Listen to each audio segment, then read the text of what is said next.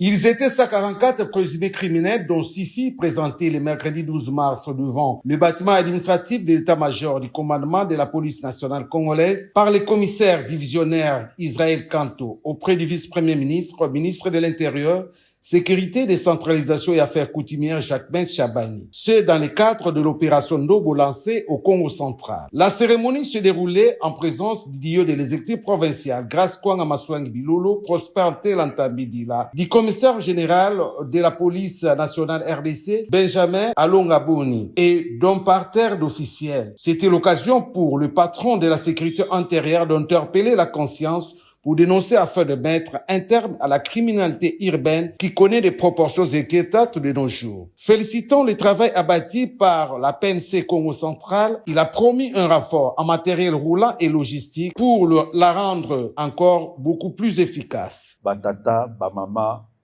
oyo bana na bino, bo batela bango, bo benda bango matoi, bo benda bango matoi makasi, oyo nanto zuite, o azali ko continuer na bizaleli wana ya criminalité, boye ba que to rezoyer. Ici, c'est pour moi l'occasion aussi de féliciter le commissaire provincial du Congo central pour na musala malamu azoko sala ba épreuve yango wana ezomonana et silité parce que tozuit bango nyos touté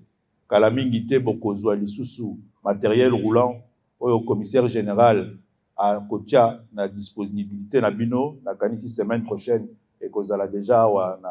na Congo central beaucoup ka ko distribuer yango na ba commissariat nyoso